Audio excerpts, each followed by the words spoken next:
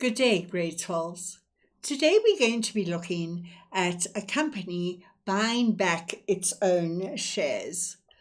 So shares may be bought back from current shareholders who are either disgruntled with the company or shareholders who are deceased. And deceased simply means they have died. And so a non-living person cannot be a shareholder. There's some advantages to buying back shares. We're returning some of the wealth to the company because we don't have so many share dividends that need to be paid out, and as we have fewer shares, we can pay back slightly larger dividends to the existing shareholders. Shares could also have been undervalued by the market, and so when compared with our book value and the market value, well, this is a way that we can compensate for that. And then it also improves our financial ratios. So, for example, we have fewer shareholders to pay, so our financial ratios, which we're going to be teaching you 3 new ones this year with regards to shares, would also improve. So there's certain principles for buying back shares, and one of the first ones is that it must be approved in the MOI. Now, you will remember that the MOI is your Memorandum of Incorporation, and so there should be a statement in your MOI stating that the buying back of shares would be approved if it was necessary. The next principle for buying back shares is we have to look at the solvency and liquidity tests. Just a reminder, what is solvency? Solvency is when my total assets exceed my total liabilities. And the liquidity test is when I have sufficient current assets to pay back my current liabilities. So from this, we can deduct that the company may not be in debt in order to buy back shares. So 2 factors there that are quite important that you have to look at is namely the solvency and the liquidity ratios, and that there should be a statement in your MOI approving the buying back of shares. So let's have a look at this. Shares are usually bought back at a price higher than the average price. So what is the average price? How are we going to calculate it? Let's have a look. So shares are usually bought back at a price above the average price. How do I obtain the average price? I'm simply going to go to my ordinary share capital account, and I'm going to look at the total value of shares in monetary or rand value, and I'm going to divide it by the number of issued shares, and that will give me my average price. So quite simple. If you need to calculate the average price, go to your ordinary share capital account, take the rand value of the shares and divide it by the number of shares, and that will give you your average price. So let's have a look at an example. 12,500 ordinary shares were bought back at 62,500 Rand. This was 1 Rand above the average price, and that obviously means per share. So the price paid was 62,500 Rand, and I bought back 12,500 shares at 1 Rand each. So obviously my above average price is 12,500 multiplied by 1, and hence I get the 12,500 Rand. And so to calculate my average price, I'm simply going to say 62,500 minus the 12,500 gives me my average price of 50,000 Rand. So now the 50,000 Rand is going to be shown in the ordinary share capital account, and the above average price will be paid for with retained income. And so 12,500 Rand will be shown in the retained income account. Let's have a look at that in the general ledger. So this company on March the 1st had a balance of 500,000 Rand's worth of shares. So that's simply an amount given to you. Now we are buying back shares. And so in the ordinary share capital account, we are going to record our average price, which we calculated in the previous slide to be 50,000 Rand. See, there's my 50,000 Rand, and here's my 50,000 Rand. And then we calculated that the retained income, again over here, we said 12,500 multiplied by 1 Rand gave me my 12,500 over here. And so the 12,500, which is the above average price, is recorded in the retained income account. So let's go back and have a look what we need to do when buying back shares. The first thing we have to do is calculate the average price. I hope you can remember how to do that.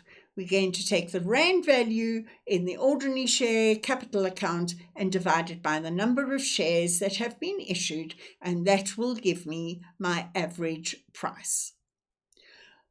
When shares are bought back, the average price is recorded on the debit side of the ordinary share capital account. The above average price is recorded on the debit side of the retained income account. And then lastly, the bank account will be credited with the full amount that was paid for the buying back of shares. And so that consists of average price plus above average price. So 4 things you need to make yourself totally aware of when buying back shares. Let's just go over them. First of all, calculate your average price. Take your average price and multiply it by the number of shares you are buying back, and you are going to record that on the debit side of the ordinary share capital account. The above average price, you are going to multiply by the number of shares bought back, and you're going to record that on the debit side of the retained income account. And then finally, you are going to credit the bank account with the full amount. Full amount simply means average price plus above average price. Let's look at another example. At the beginning of the year, there were 50,000 shares in issue, and you have been given the information that the balance was 500,000 Rand. Just as a matter of interest, if you wanted to know how much one share was, you would simply divide 50,000 into 500,000 and you would get an answer.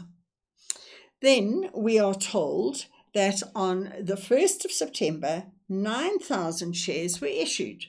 And again, you are given the information of 99,000. They were bought back on the 1st of September. You received the money, so it was recorded in the CRJ. And so the total Rand value of the shares issued is 599,000. And that was obviously obtained simply by adding my 500,000 and my 99,000, which gives me 599,000. Let's now have a look at the third bit of information that was given to us. On the 1st of December, 6,000 shares were repurchased from a disgruntled shareholder. Remember, that is one of the reasons why we can buy shares at R1.80 above the average price. And again, that is R1.80 per share. So let's just know what we're doing here. We are buying back 6,000 shares and we are paying R1.80 above the average price. Let's look at our calculations. So to calculate average price, we are going to say Rand value of shares divided by the number of shares issued. So I've got 500,000 plus 99, which gives me my 599. And if I go back, can you see I've got 599,000 there? Right, I have divided it by 59,000 shares. So can you see there I have number of shares, and if I go back a slide, I am told there were 50,000 shares and 9,000 shares were issued. Therefore, I have 59,000 shares. So can you see where I've got the 59,000? Now, if you do this calculation, you will find that your answer is R10.15. Now, this is always per share. So the average price per share, remember per meaning one, is R10.15. And we bought back 6,000 shares. Therefore, 6,000 shares at R10.15 tells me that my average price paid for 6,000 shares is 60,900 Rand. Let's have a look at the ordinary share capital account. Whatever is in white was previously there, and now on the 1st of December, I'm buying back shares at 60,900 Rand. And if we go back a slide, you will see that there I have my 60,900. What wasn't in the other slide is obviously balancing the account, and I've got my totals. Now, you know, at the end of every month, every balance sheet section account is balanced. So again, you're not told to do that, but you know you have to do that. So let's have a look at this repurchase of 6,000 shares at R1.80 above the average price. So here's my retained income account. Look at my calculation over here. I've said I bought back 6,000 shares at R1.80 above the average price, which gives me an answer of R10.800. So retained income is going to pay for this above average price. And so here I have my R10.800. Again, what you're not told to do, but which you should know how to do, is you've got your balance, CD, BD, and obviously you've got your totals. So that is just taken for granted and no instruction that you have to do that. So let's have a look. Above average price was R1.80. 6,000 shares at R1.80 gives me 10,800 Rand. So the amount above 10,000 Rand is above the average price and will be debited to retained income. And if you go back a slide, you will see that that is there. Therefore, we can conclude that the full price paid for the shares that were bought back is 60,900. Sorry, my slides just slipped there. So was 60,900, which was the average price, plus 10,800, which was the above average price. And so altogether, I paid 71,700 Rand to buy back these shares. Conclusion. Average price, Rand value of shares divided by number of shares issued. And the double entry for that would be debit ordinary share capital, credit bank. Above average price, we are going to take the number of shares bought back multiplied by the price above average share price. And this amount will be recorded in the retained income account. And so here, the double entry would be debit retained income and credit the bank. Your homework. Please, there will be a question on this in your final paper. So first of all, know how to calculate average share price. Then secondly, what I'd like you to look at, which accounts are going to be debited and credited.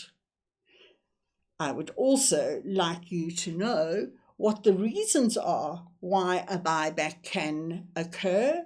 And fourthly, what conditions need to exist for a buyback to take place. Bye for now.